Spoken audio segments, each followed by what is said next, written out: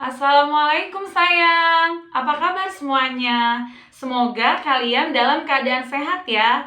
Bagaimana puasa kalian hari ini? Tetap semangat ya nak.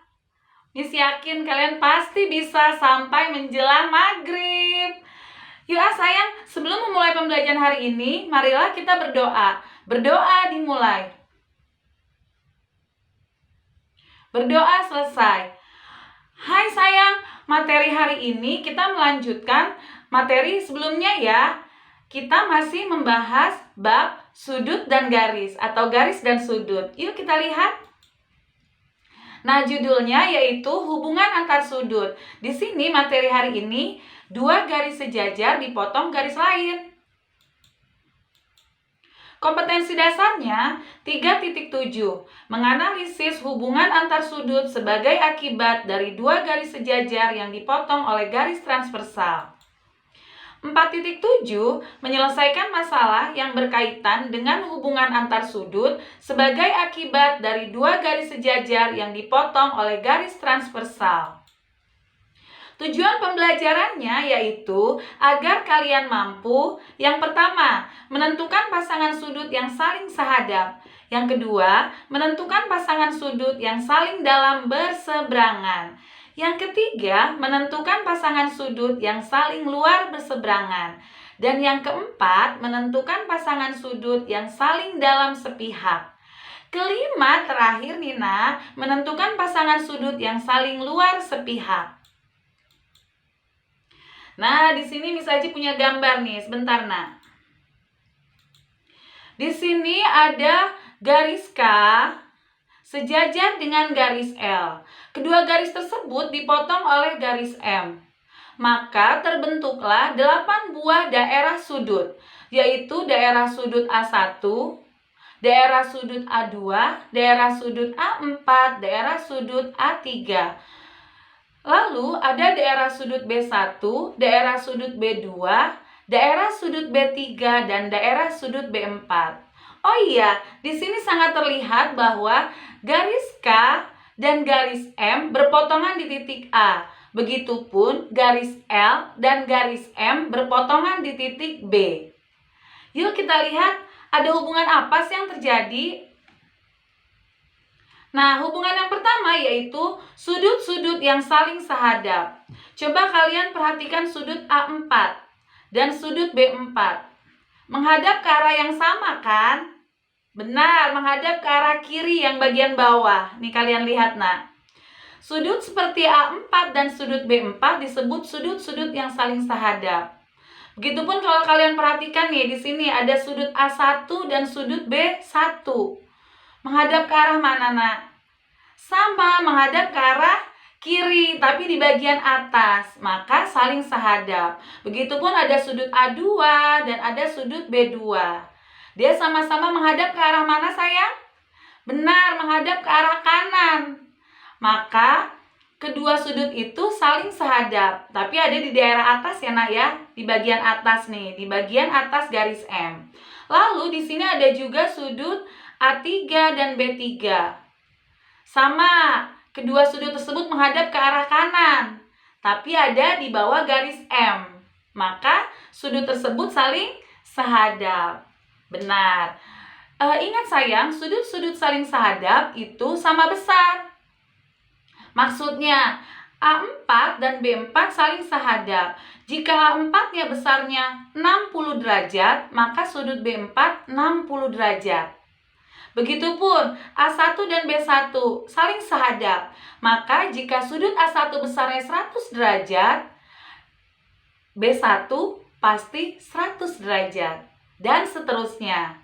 Ingat-ingat, sudut-sudut saling sahadap sama besar. Oke, kita lanjut yuk. Ada hubungan sudut apa lagi sih? Nah, sudut-sudut dalam berseberangan. Sudut dalam berseberangan itu ialah sudut A3 dan B1.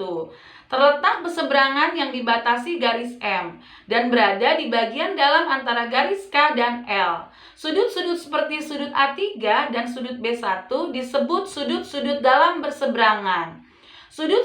sudut dalam berseberangan yang lain adalah sudut A2 dan B4. Kita lihat yuk gambar yang tadi. Di sini kita masuk ke daerah dalam. Perhatikan sudut-sudut yang berada di daerah dalam, yaitu sudut yang ada di daerah dalam garis K dan garis L. Ada sudut A2, ada sudut B1, ada sudut A3, dan ada sudut B4. Ini sudut-sudut yang ada di daerah dalam. A2, B1, A3, B4. Maka yang dinamakan saling dalam berseberangan yaitu sudut yang dibatasi oleh garis M. Di sini terlihat bahwa sudut A2 berseberangan dengan sudut B4. Jadi sudut A2 dan B4 saling dalam berseberangan. Begitupun sudut B1 dan sudut A3 saling dalam berseberangan. Gitu nah. Jadi kalian perhatikan dulu sudut-sudut yang ada di daerah dalam.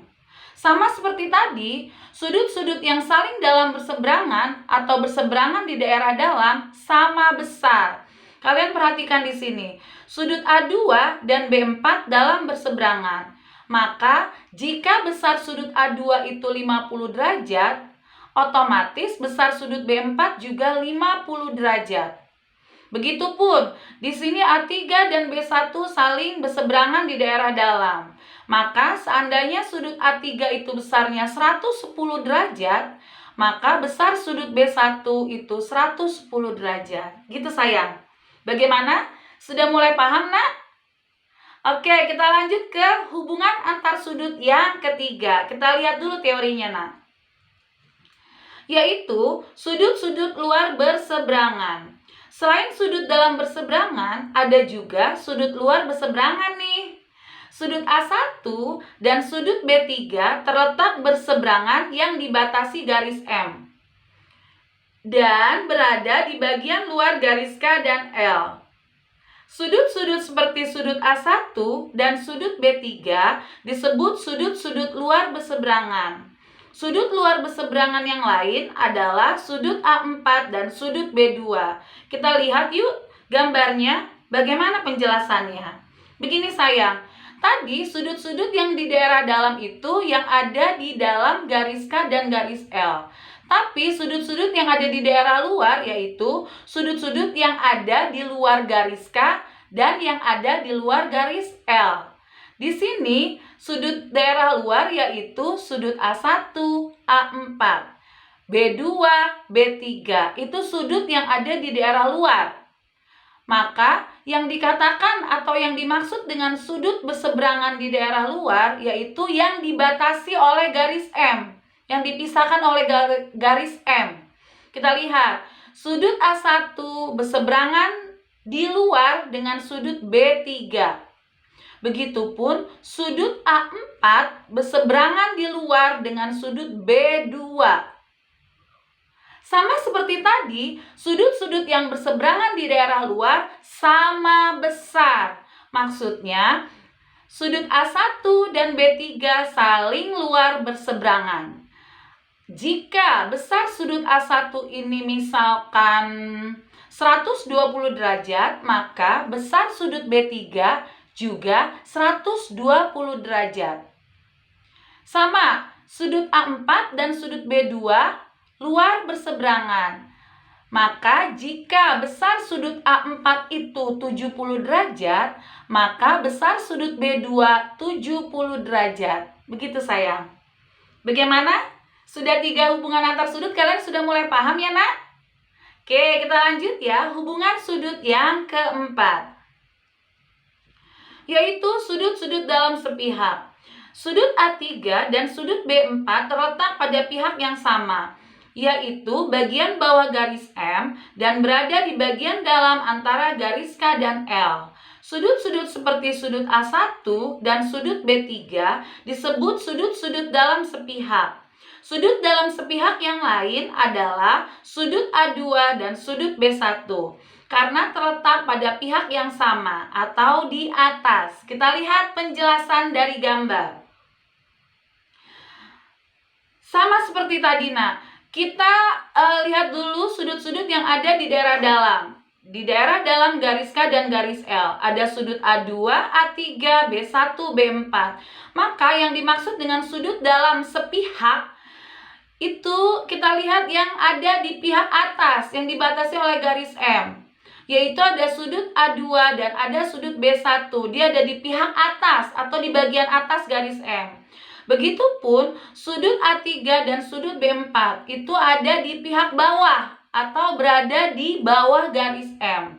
Kedua sudut tersebut saling dalam sepihak. Nah, beda dengan yang sebelumnya, kalau sudut-sudut dalam sepihak jumlahnya 180 derajat.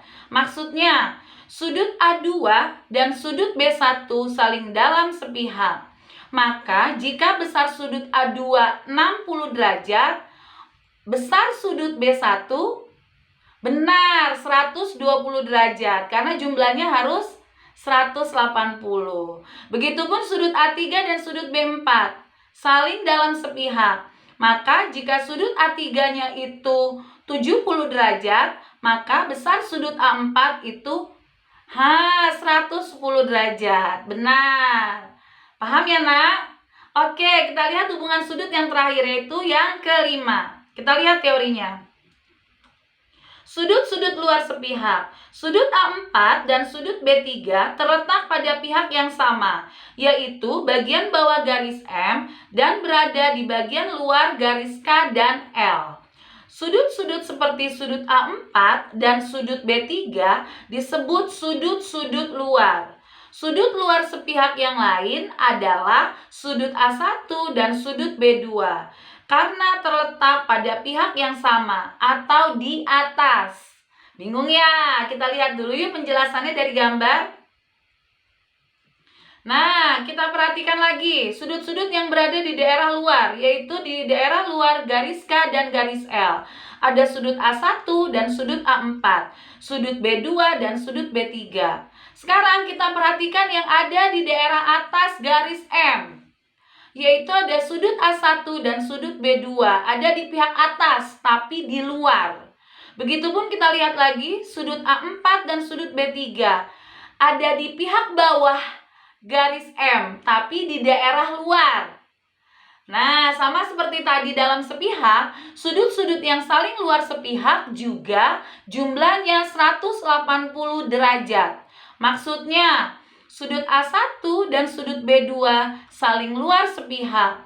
Maka, jika sudut A1 besarnya 50 derajat, besar sudut B2 benar 130 derajat. Kita lihat lagi, sudut A4 dan sudut B3 saling luar sepihak. Maka, jika sudut A4 40 derajat, benar besar sudut B3-nya 140 derajat. Begitu sayang. Teori pembelajaran kita hari ini materinya. Kita lihat yuk contoh soalnya, biar kalian lebih paham. Nah, diingatkan kembali ya, Nak. Sudut yang saling, pertama, sahadap, dalam berseberangan, dan luar berseberangan itu sama besar. Begitupun yang kedua, sudut dalam sepihak dan luar sepihak jumlahnya 180 derajat. Tadi penjelasannya sudah ya, Nak? Oke, kita lanjut ke contoh soal. Contoh soal pertama. Sebutkanlah pasangan A. Yang pertama, sudut-sudut sahadap. B. Sudut-sudut sepihak dalam dan luar. C. Sudut-sudut berseberangan dalam dan luar. Kita lihat penyelesaiannya. Nah, jawabannya nih, sudut-sudut saling sahadap. Kita lihat, ada sudut A1, B1, C1, D1, A2, B2, C2, D2. Pintar. A3, B3, C3, D3. Good. Lanjut, ada sudut apa lagi, Nak? Sudut A4, B4, dan sudut C4, D4. Saling sahadap. Kita jawab yang bagian B, sudut-sudut sepihak yang di dalam. Kita perhatikan di sini ada sudut A2 dan sudut B1. Lalu ada sudut A3 dan sudut B4. Lanjut, ada sudut D2 dan sudut C1. Begitupun juga ada sudut D3 dan C4. Wow, udah mulai pintar nih, Nah. Kita lanjut lagi. Sudut-sudut sepihak luar. Ada sudut A1 dan sudut B2. Lalu ada sudut A4 dan sudut B A4 dan mana? A4 dan B3. Lalu ada juga sudut D1 dan C2. Dan juga ada sudut D4 dan C3. Oke, kita lanjut yuk ke sudut dalam berseberangan. Ada sudut A2 dan sudut B4. Oke, lanjut lagi, nak. Terus. Ada sudut apa lagi, nak? A3 dan B1. Begitupun D2 dan C4. D3 dan C1. Itu yang saling berseberangan di dalam. Kita lihat sudut yang saling berseberangan di luar. Ada sudut A1 dan B3. Ada sudut A4 dan B2. Sudut D1 dan C3. D4 dan C2. Nah, mudah ya, nak ya? Oke, kita lanjut ke soal berikutnya. Soal kedua. Contoh soal, perhatikan posisi setiap pasangan sudut pada gambar di samping. Yang ditanya nilai X. Sudut 124 derajat saling berpelurus dengan sudut ABC. Ingat teori sebelumnya, yang saling berpelurus atau bersuplemen. Jumlahnya 180. Maka besar sudut ABC yaitu kita kurangi 180 kurang 124 derajat. Jadinya 56 derajat. Segitiga ABC adalah segitiga sama kaki. Terlihat pada gambar. Di sini ada strip-strip kayak gini nih, nak. Artinya panjang sisi AB dan panjang sisi AC itu sama panjang. Maka pada segitiga sama kaki, besar sudut alasnya sama besar. Jadi jika sudut B-nya 56, sudut C-nya pasti 56. Oke, sekarang yang ditanya, sudut BCA, perhatikan, saling berseberangan di daerah dalam dengan sudut CAE. Nih, ini yang ditanyakan ada X-nya nih. Karena DE sejajar BC dipotong oleh garis AC. Gitu, nak. Makanya terbentuk hubungan sudut yang saling dalam berseberangan. Sehingga ingat tadi teorinya, sudut-sudut yang saling dalam berseberangan itu sama besar. Maka besar sudut BCA harus sama dengan sudut CAE. BCA-nya 56, CAE-nya 2X. Berarti 56 bagi 2. Karena yang ditanya nilai X, 28. Bagaimana, sayang? Lanjut yuk, contoh soal berikutnya. Contoh soal ketiga, yang ditanya, nih berdasarkan gambar ini nih, nak, yang ditanya itu ada sudut ABC, ada sudut ACB, ada sudut ACG, dan ada sudut FCG. Kita lihat penyelesaiannya. Sudut ABC, yang ini nih, nak, nih, saling berpelurus dengan sudut DBA. Sehingga besar sudut ABC yaitu, ingat teori sebelumnya? Benar, jumlahnya 180, artinya kita kurangin ya. Jadi 180 dikurang 120. Benar, jadi besar sudut ABC-nya 60 derajat. Lanjut, bagian B. Sudut ACB 180 derajat. Ya kan? Dikurangin sudut ABC dan sudut BAC karena ini segitiga. Jumlah sudut pada segitiga yaitu 180 derajat. Oke, benar. Berarti tinggal kita kurangin nih, nak. Ya, 180 dikurang 60 tambah 55. Dapatlah 65 derajat. Oke, lanjut yang C. Sudut ACG saling berpelurus dengan sudut ACB. Ingat teori sebelumnya. Maka sudut ACG 180 kurang 65. Jadinya 115. Oke, lanjut lagi yuk. Sudut FCG saling berpelurus dengan sudut ACG. FCG dan ACG. Ya kan? Maka besar sudut FCG 180 dikurang 115. Jadinya 65. Sudah mulai paham ya, nak? Lanjut lagi ya. Perhatikan soal. Tuh, ada gambar, nak. Yang ditanya besar sudut BAC.